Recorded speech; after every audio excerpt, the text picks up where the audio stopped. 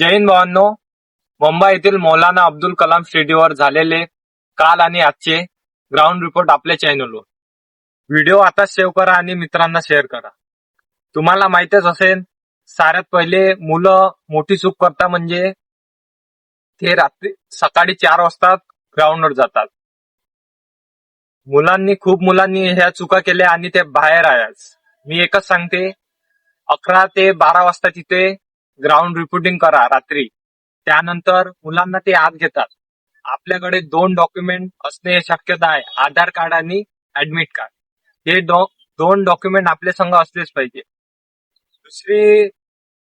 दुसरी आधार कार्ड आणि admit card check केल्यावर तुम्हाला आतमध्ये नेतात. ते आतमध्ये नेल्याबरोबर ते 5 किंवा 10 मिनिटं तुम्हाला बसवतात आणि थोडी माहिती गीती सांगतात, त्यांचे किस्से सांगतात असंच. त्यानंतर तुमची एक बॅच बनवतात.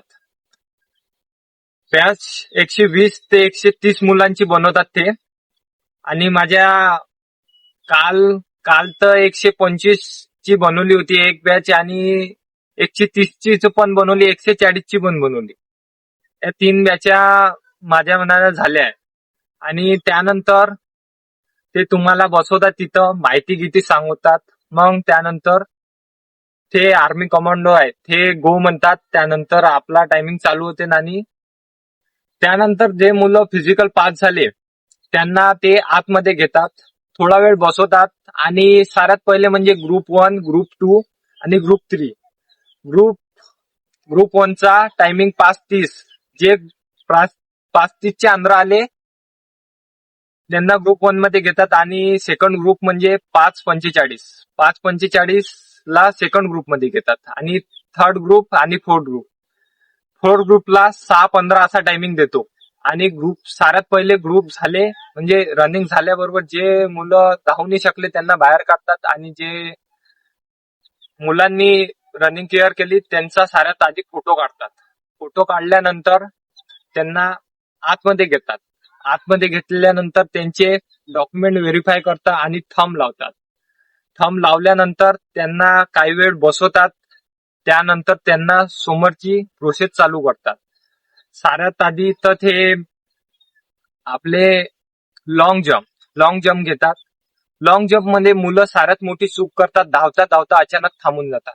मित्रांनो, लॉंग जम्प एवढी कठीण नाही आहे. आपण मनात भीती निर्माण करतो, गड्डा खूप मोठा असेल, नाही छोटासाच गड्डा असतो. आणि मुलांना धावताना अचानक थांबू नका. अचानक थांबला तर 100% तुम्ही त्या गड्ड्यात पडसा. आणि पडले तर तुम्हाला माहित आहे लागू शकते. त्यामुळे हे माझी नोंद लक्षात ठेवा. त्यानंतर तुमचे बीम घेतात. तुम्ही जर 10 बीम मारले तर पुरे मार्क भेटतात. त्यानंतर तुम्हाला अजून थोडा वेळ बसवतात. बसवल्यानंतर त्यानंतर तुम्हाला दुसऱ्या म्हणजे त्यांचंच ऑफिस असते एक, म्हणजे तिथं नेतात. तिथं तुमची हाईट, वजन, चेस्ट मोजतात. तुम्हाला माहितच आहे हाईट 170 लागता म्हणून.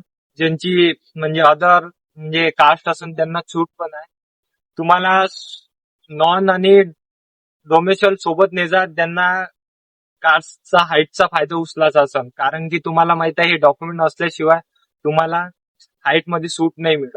भावांनो, एक सांगायचं राहिलं, जम्प नंतर बिग बँग्स घेतात. त्यावर फक्त तुम्हाला पासिंग साठीच असतात. त्यावर फक्त तुम्हाला बॅलन्स करून चालायचं लागतं. सांगते, तुम्ही सोबत जाताना हे डॉक्युमेंट नक्की न्या, जेणेकरून तुम्हाला बाहेर काढणार. 10वी 12वीची मार्क लिस्ट हे आपल्या सोबत असलेच पाहिजे. आणि ऍडमिट कार्ड, आधार कार्ड आणि जे बोर्ड सर्टिफिकेट असते ते पण घेऊन जायचे. 10वी 12वीचे बोर्ड सर्टिफिकेट आणि नॉन आणि डोमेसाईल आणि कास्ट हे संघ घेऊन जायचं मित्रांनो, जेणेकरून तुम्हाला समोर चालून फिजिकल केअर झाल्यावर कोणते प्रॉब्लेम नाही येत. शाळा सोडण्याचे प्रमाणपत्र पण सोबत घेऊन जायचं मित्रांनो. कमीत कमी 20 फोटो नेजा मित्रांनो. फोटो असे नेजा ज्याचं बॅकग्राऊंड व्हाईट असेल. हे गोष्ट लक्षात ठेवा. बॅकग्राऊंड मागचं म्हणत आहे मी, ते 100% व्हाईट असलं पाहिजे, कारण की अदर फोटो तिथं घेत नाही. मित्रांनो, पाऊस असल्यामुळे ग्राउंडवर आपली जिद्द आणि मेहनत सोडू नका. ग्राउंड क्लिअर करूनच या. आणि सगळ्या भावांना ज्यांचे मुंबई एरोचे फिजिकल आहे त्यांना हा व्हिडिओ सेव्ह करा. आणि अशाच व्हिडिओ अग्निवीर फुल अपडेट साठी आपल्या चॅनलला